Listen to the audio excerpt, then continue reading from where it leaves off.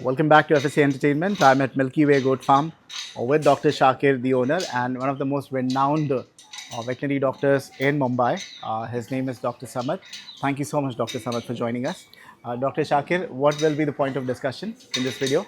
जी क्या फाद भाई, उद्देश्य है हमारा इस अल्हम्दुलिल्लाह वीडियो आज हमारे साथ समद सर है, इज़ अ रिनाउंड वेटेरिनेरियन एज से। तो हम लोगों ने आज काफ़ी चीज़ें कवर की है, काफ़ी टॉपिक्स कवर किए। ये जो वीडियो हम बना रहे हैं, this is mostly related to vaccination for the goats. तो कुछ क्वेश्चंस है जो हमारे अलग अलग गोट फार्म ओनर्स ने भी हम तक पुटअप किए हैं, और हमारे भी कुछ क्वेश्चंस हैं। मैं एक 2 से 3 पॉइंट्स को क्वेश्चन में हाईलाइट करता हूँ, and then will request Samad sir to guide us regarding the proper vaccination schedule. Sir, जो कुछ क्वेश्चंस वैक्सीनेशन के रिलेटेड में आए हैं, उसमें यह है कि गोट को वैक्सीनेशन करना चाहिए या नहीं करना चाहिए, वैक्सीनेशन के इम्पोर्टेंस क्या है, कौन सी वैक्सीन है जो हम लोगों को यहाँ हमारे इंडिया के अंदर करनी चाहिए गोट्स को, उसका सीक्वेंस क्या हो सकता है वैक्सीनेशन का। और उसके अलावा जो है, बकरों को अगर बकरा बीमार है, फीवर में है या सर्दी बुखार में है, तो जब बकरा बीमार रहेगा तो उस वक्त हम लोग उसका टेम्परेचर डाउन करके वैक्सीनेशन कर सकते हैं, या जो बकरा एब्सोल्यूट हेल्दी रहेगा तब हम उसका वैक्सीनेशन कर सकते हैं। तो related to vaccination these are few questions. I will request you to kindly guide us regarding that. बहुत बहुत शुक्रिया डॉक्टर शाकिर। ये एक बहुत अहम सवाल है, क्योंकि हमेशा ये बताया जाता है कि prevention is better than cure. और जो इन्फेक्शंस है, जो इन्फेक्शियस डिसीज़ है ना, जो बैक्टीरिया और वायरस की वजह से होते हैं, उनके लिए सबसे बेहतरीन जो प्रिवेंशन के लिए अगर आप कुछ कर सकते हो तो वो है वैक्सीनेशन। तो वैक्सीनेशन तो 100% करना चाहिए। और जो वैक्सीनेशन का जो शेड्यूल जो स्टेट गवर्नमेंट्स ने जो दिया है अपने अपने स्टेट्स में, उसी को फॉलो करना चाहिए, क्योंकि वो जो शेड्यूल उन्होंने जो बनाया है वो वहाँ पर कौन से डिसीज़ेस हैं उसको देखकर, और वो डिसीज़ेस कौन से मौसम में आती है उसको सामने रखकर बनाया है, तो आप उसको अच्छी तरह से फॉलो करना चाहिए। अब जो इसमें जो इम्पोर्टेंट जो वैक्सीनेशन जो करने हैं, ये इसके जो वैक्सीनेशन के जो 2 सवाल इम्पोर्टेंट है। एक तो ये है कि सबसे पहला वैक्सीनेशन बच्चे में कब करना चाहिए, ये एक इम्पॉर्टेंट क्वेश्चन है। क्योंकि अगर आप गलत टाइम पर अगर उसका पहला वैक्सीनेशन अगर करते हो, तो बजाय इसके कि वो उसके अंदर वो डिसीज़ का प्रिवेंशन हो, वो डिसीज़ के होने के ज़्यादा चांसेस हो जाते हैं। उसका रीज़न ये है कि ये जो गोट है, काऊ वगैरह इस टाइप के जो एनिमल्स है, इनके अंदर बच्चा जब पेट में होता है, जब यूट्रस में होता है, तो उस वक्त में कोई भी एंटीबॉडी का ट्रांसफ़र बच्चे को नहीं होता है। ओके तो ये जब पैदा होगा तो एकदम एंटीबॉडीज से क्लीन रहेगा। ओके लेकिन जब इसका पहला दूध जब पिएगा, जिसको हम लोग चीक बोलते हैं, है ना, कोलेस्ट्रॉल जो बोलते हैं, जी। उसमें सारे के सारे एंटीबॉडीज़ होते हैं। और वो सारे एंटीबॉडीज़ ऐसे होते हैं कि जो मदर ने जो भी डिसीज़ को एक्सपोज किया है अपने आप को पूरे लाइफ में, वो सारे के सारे एंटीबॉडीज़ ब्लड में आते हैं, और उसके बाद में वो चीक में आएंगे। और जब बच्चा पिएगा तो उसके एंटीबॉडीज़ उसमें जाएंगे, जो पैसिव इम्यूनिटी देगा कुछ अरसे तक। तो ड्यूरिंग पैसिव इम्यूनिटी आपको वैक्सीनेशन नहीं करना है। ओके। अब इसमें सिर्फ एक ही चीज़ का आपको ध्यान रखना है कि अगर जो आपके पास की जो मदर गोट है, उसको आपने प्रॉपर रिपीटेड वैक्सीनेशन का शेड्यूल अगर किया है, तो आप पहला वैक्सीनेशन 3 महीने के से ज़्यादा को डिले कर सकते हो। तो पहले 3 महीने में आपको बच्चे को वैक्सीनेशन देने की ज़रूरत नहीं है। अब ये अलग बात है कि अगर कोई बहुत इंटेंस समझ लीजिए कि कोई आउटब्रेक आ गया है, और वहाँ पर अगर आपको वैक्सीनेशन की ज़रूरत पड़ती है, तो आप वैक्सीनेशन आप कर सकते हो। इसलिए कि जब बच्चा पैदा होता है बकरी का, तो वो इम्यूनो कॉम्पिटेंट होता है, यानी अगर आप उसको एंटीजन को एक्सपोज करेंगे तो वो एंटीबॉडीज़ फॉर्म करेगा। तो ये तो हो गया कि आप पहला वैक्सीनेशन कब करेंगे। दूसरा, एक वूमन लोगों में एक गलतफहमी है कि अगर बकरी प्रेग्नेंट हो तो वैक्सीनेशन नहीं करना चाहिए। मैं हमेशा बताता हूँ कि उल्टा बताता हूँ कि अगर प्रेगनेंसी में अगर आप वैक्सीनेशन करोगे, तो न सिर्फ बकरी जो कि एक सेंसिटिव पीरियड से गुजर रही है एक दिन के, उसमें वो बीमारी से महफूज रहेगी, इसलिए कि उसको हाइपर इम्यूनाइजेशन हो रहा है, वो बूस्टर डोज मिल रहा है उसको। और जो कोलेस्ट्रम है, वो कोलेस्ट्रम में भी सफिशिएंट एंटीबॉडीज़ आएंगे और बच्चा भी प्रोटेक्ट रहेगा। तो ये जो कल्पना लोगों में है कि अगर प्रेग्नेंट है तो वैक्सीनेशन नहीं करना है, ये गलत है। आपने देखा होगा कि इवन लेडीज़ में भी जब प्रेग्नेंट होती है तो कोई वैक्सीनेशन की जाती है, और वहाँ पर जो करते हैं वो जो है तो वो लेडी को प्रोटेक्ट करने के लिए करते हैं। यहाँ पर हमको बकरी को भी प्रोटेक्ट करना है, और जो चीक है उसके अंदर एंटीबॉडीज जब ज़्यादा आएंगे तो बच्चा भी बराबर जो है तो प्रोटेक्ट होगा। ये खासकर हमने देखा कि फुट एंड माउथ में जो प्रॉब्लम आती है कि लोग बताते हैं कि भाई फुट एंड माउथ का वैक्सीनेशन हर 6 महीने कर रहे हैं हम, लेकिन बच्चा जो है तो फुट एंड माउथ लगता है उसको और मर जाता है।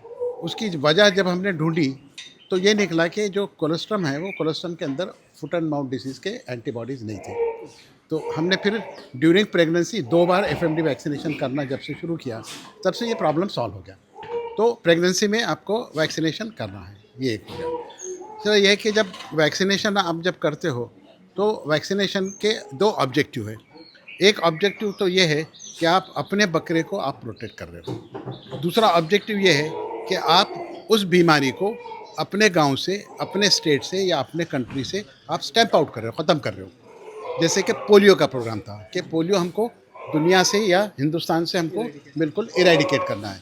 तो जब आपको इरेडिकेट करना है तो उस वक्त जो है तो आपकी वैक्सीनेशन की पॉलिसी अलग रहेगी। आपने देखा होगा कि पोलियो का वैक्सीनेशन पूरे हिंदुस्तान में सारे स्टेट में सारे बच्चों के लिए एक ही दिन होता है। उसकी वजह यह है कि आप चाहते हैं कि सारे बच्चे इम्यूनिटी के एक ही स्टेटस पे रहें। अब अगर आप स्टैगर करेंगे कि आपके पास 2 बकरे आए, आपने उसको वैक्सीनेशन किया, अंदर ले लिया, बाकी के 3 महीना पहले वैक्सीनेटेड है, तो उनका वैक्सीनेशन का जो स्टेटस इम्यूनिटी का इनका और इनके उसके अंदर फ़र्क रहेगा। तो यहाँ पर होगा ये कि ये भी प्रोटेक्ट रहेंगे, वो भी प्रोटेक्ट रहेंगे, लेकिन बीमारी आप स्टैम्प आउट इरेडिकेट नहीं कर पाएंगे। तो चूँकि जब हम लोग पलाई फार्म वगैरह जब रखते हैं तो डिजीज़ इरेडिकेशन हमारा ऑब्जेक्टिव नहीं है, इसलिए हमको इंडिविजुअल जो एनिमल है उसको हमको प्रोटेक्ट करना है। तो आपको जो है तो जब भी आपके पास में कोई भी बाहर से गोट आएगा तो आपको उसको वैक्सीनेशन करना है। वैक्सीनेशन करने के बाद में अंदर लेना है, वो हम क्वारंटाइन में जब जाएंगे तो उसके बारे में बात करेंगे।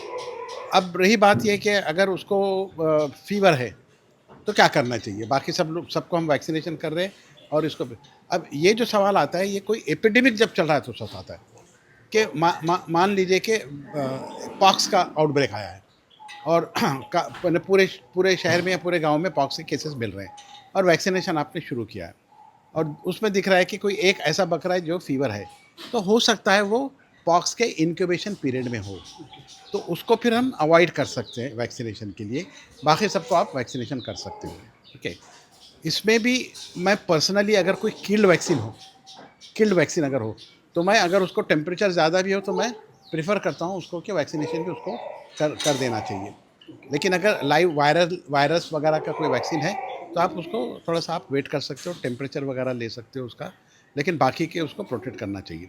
लेकिन कभी आउटब्रेक है, समझिए कि बाहर आउटब्रेक चल रहा है तो और आपके पास एक भी केस नहीं है तो आपको सारे एनिमल्स को आपको वैक्सीनेशन करना चाहिए, इर्रेस्पेक्टिव कि आपने 2 महीने पहले उसी का वैक्सीनेशन किया था, उसके बाद भी आपको बूस्टर इंजेक्शन आपको वैक्सीनेशन का करना चाहिए। नया बकरा लाता है, पूरा वैक्सीनेशन का प्रोसेस बताइए, कितने दिन का प्रोसेस होता है? What should we start with? कोई नया बकरा खरीदता है, they do not know the past history, और रीवैक्सीनेशन करने से कोई प्रॉब्लम होती है? If a goat is already vaccinated, हमें पता नहीं, if you are vaccinating it again, will that cause any problem? हाँ, तो अभी कैसे है कि जो नॉर्मल जो पलाई के जो फार्म है उसके कंटेक्स्ट में बताता हूँ मैं कि जब भी बाहर से कोई एनिमल आता है तो हम सबसे पहले उसको बताते हैं कि आप इसको डिवर्मिंग कर लीजिए।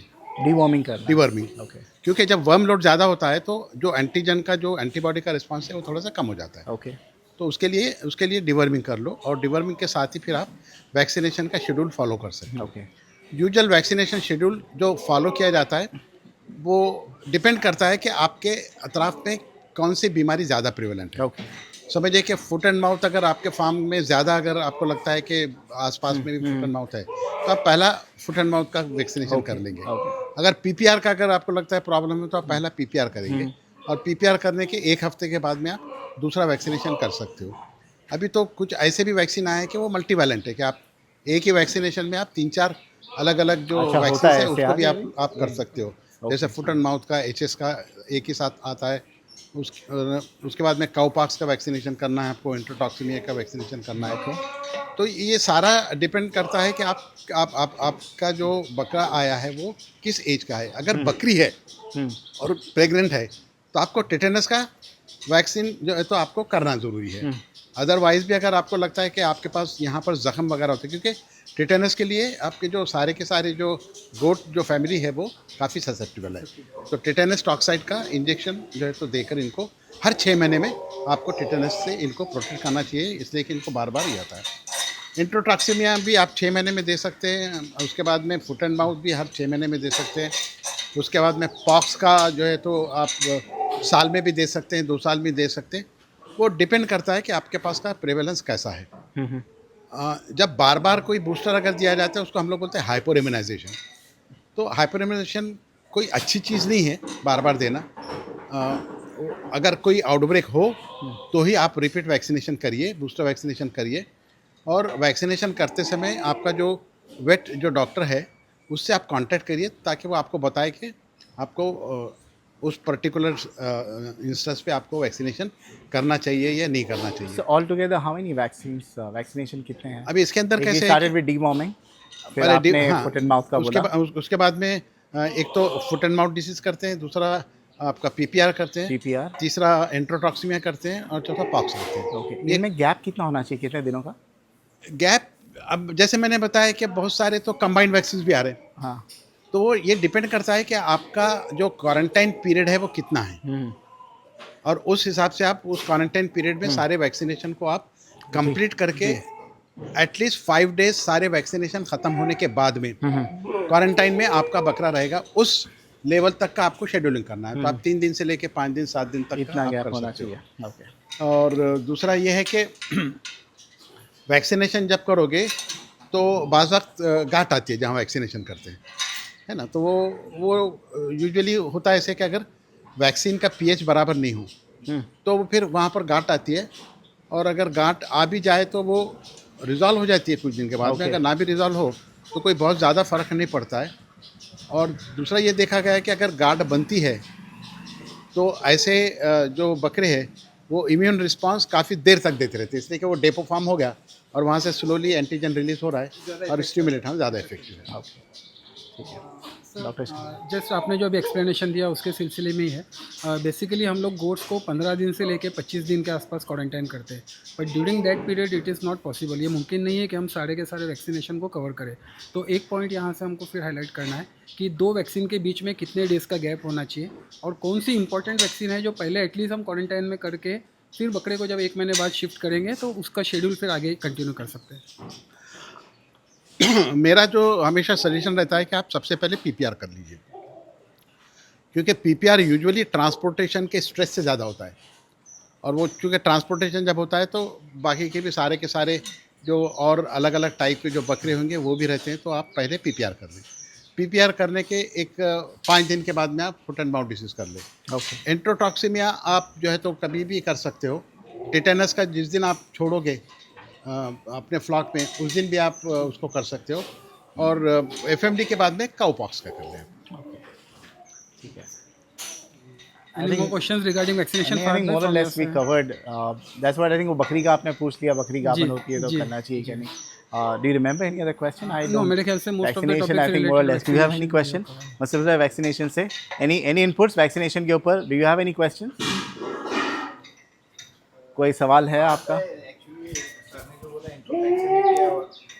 इंट्रोटॉक्सिमिया और सर ने जो बोला इंट्रोटॉक्सिमिया का वैक्सीन के बारे में और टेटनस टॉक्साइड के बारे में, तो मार्केट में अभी रक्षा ईटी प्लस टीटी नाम का वैक्सीन अवेलेबल है जिसके अंदर दोनों एक साथ होते हैं। Okay. ठीक है, बहुत लोगों को जानकारी नहीं है तो सिर्फ ईटी करते हैं, तो ईटी प्लस टीटी और ऐसे वो एक ही वैक्सीन है मार्केट में अवेलेबल। ठीक है, चलिए, thanks for sharing this information. बहुत बहुत शुक्रिया for this amazing informative video. Thank you doctor Samad and thank you doctor. Thank you so much for that.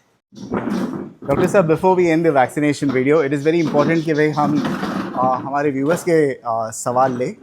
किसी ने एक सवाल किया था कि भाई मैंने एक नई बकरा लाया, उसको फीवर है आते बराबर, can I give that goat the vaccination? क्या फीवर उतरने तक के रुकना चाहिए?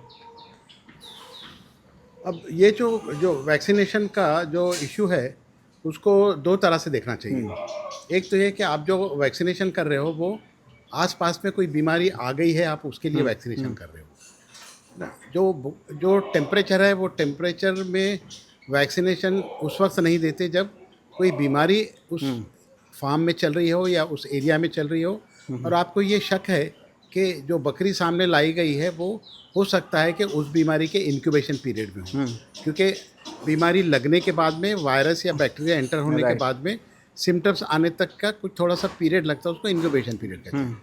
तो अगर वो इंक्यूबेशन पीरियड में अगर होगी तो फिर हम लोग अवॉइड करेंगे। Okay. लेकिन आसपास कोई बीमारी नहीं है और ट्रांसपोर्टेशन या किसी दूसरे स्ट्रेस की वजह से अगर फीवर हो तो आप दे सकते हो। और उसके बाद भी अगर आपको थोड़ा सा और कॉशियस अगर रहना है तो आप 2-3 दिन रुक जाइए। अगर इंडिविजुअल गोट को अगर देना है तो फिर से एक बार फीवर ले लो उसका और फिर उसको दे दो। आपने डीवॉर्मिंग की बात की, एक और हमारे सब्सक्राइबर है मोहम्मद शोएब 04 आईडी है, वो पूछते हैं what do you think about the effectiveness of herbal dewormers. ये जो हर्बल डीवॉर्मर्स आते हैं, साइंटिफिक रिसर्च क्या बताता है उनके बारे में, are they really useful? Okay, अभी कैसा है, ये सारा का सारा जो हर्ब का जो साइंस है वो डेवलप हुआ है आयुर्वेदा में से। राइट। और आयुर्वेदा में जो ह्यूमन के अंदर जो भी रिसर्च उन्होंने जो की है उससे इसका पूरा हर्ब का डेवलपमेंट हुआ है। ओके। अब आप ये सोचिए कि जो डाइजेस्टिव सिस्टम है रूमिनेंट्स का और ह्यूमन का, उसमें फ़र्क है। अब जो हर्ब जो देते हैं उसके अंदर, जैसे आप डिवर्मिंग के लिए कोई अगर आप हर्ब अगर इस्तेमाल करते हो तो उसमें एक एक्टिव इंग्रेडिएंट रहता है जो वर्म के लिए वर्म को किल करता है। That's called as active API जिसको बोलते हैं, एक्टिव फार्मास्यूटिकल जो कंपोनेंट है वो उसके अंदर रहता है, which is in herbal form. Right. ये भी सही है कि बहुत सारे जो मेडिसिन जो बने हैं जो बाज़ार में आए हैं उनमें से लार्जली 90% जो ड्रग्स है उनका जो ओरिजिन है वो हर्ब है। उन्होंने हर्ब से मालूम किया कि ये मलेरिया के अंदर ये हर्ब अच्छा है, बाद में उन्होंने उसका जो एक्टिव इंग्रेडिएंट है उसको प्यूरिफाई किया और प्यूरिफाई करने के बाद में कॉन्सनट्रेट किया, उसका फिर सिंथेटिक सिंथेसिस किया और वो ड्रग जो तो मार्केट में आया। हर्ब के लिए सबसे बड़ा जो रूमिनेंट में प्रॉब्लम है वो ये है कि आप हरी पत्ती खिलाते हो, है ना, आप दूसरे घास खिलाते हो, दूसरे प्लांट मटेरियल खिलाते हो, है ना, उसके बाद में बेरी का पत्ता खिलाते हो, तो ये जब इनके पेट में जब जाता है तो वो टोटली डिस्ट्रॉय हो जाता है, डिग्रेड हो जाता है ना, because of attack of bacteria. तो जो एक्टिव इंग्रेडिएंट है उसको भी डिस्ट्रॉय नहीं करेगा, ये आपके पास जब तक सबूत नहीं है कि it is passing intact from rumen, तब तक जो है तो आप नहीं बता सकते कि ये हर्ब काम करने वाला है। राइट। क्योंकि वो जो हर्ब है उसका जो एब्सॉर्प्शन है वो इंटेस्टाइन में होने वाला है। तो वो रूमेन की जो भट्टी है उससे बचकर वो इंटेस्टाइन में अगर जा रहा है तो वो काम की चीज़ है। लेकिन आज तक जो है तो जितना भी रिसर्च हुआ है उसमें ये बताया गया है कि जो हर्ब हम जो खिलाते हैं वो 100% रूमेन के अंदर टोटली डिग्रेड हो जाते हैं कार्बन नाइट्रोजन में। तो इसलिए हर्बल जब तक आप प्रोटेक्ट नहीं करते हो उसको, तब तक हर्बल का मुझे नहीं लगता है कि साइंटिफिकली कोई पोटेंशियल है। और मैं भी जब कनाडा में पढ़ता था, बाद में यूके और यूएसए वगैरह में काफ़ी इस बारे में चर्चा होती है, तो सभी यही कहते हैं कि भाई इसका जो है तो आपका कोई काइनेटिक का कोई डेटा आपके पास नहीं है। लेकिन अब हम लोगों ने एक टेक्नोलॉजी डेवलप की है जिसे हम माइक्रो इनकैप्सुलेशन बोलते हैं, उसमें हम हर्ब को प्रोटेक्ट कर सकते हैं। तो अब इंशाल्लाह ये होगा कि इस टाइप के जो हर्ब है जो एक्टिव इंग्रेडिएंट है, जैसे हल्दी है ना, करक्यूमिन जिसको बोलते हैं, वो it's very good in case of jaundice, liver problem, बाकी के और सारे इश्यूज़ में। तो अगर हम उसको अगर प्रोटेक्ट अगर हम करते हैं तो वो रूमेन से 80% बाईपास हो जाएगा इंटैक्ट और इंटेस्टाइन में आके रिलीज होगा। तो जब तक हम ऐसे नए नए टेक्नोलॉजी हर्ब के लिए नहीं यूज़ करेंगे तब तक हर्ब का जो इस्तेमाल है वो साइंटिफिकली नहीं कहा जा सकता। ओके, ठीक है, चलिए, thank you so much for this amazing information. Thank you doctor Shakir साहब, थैंक यू।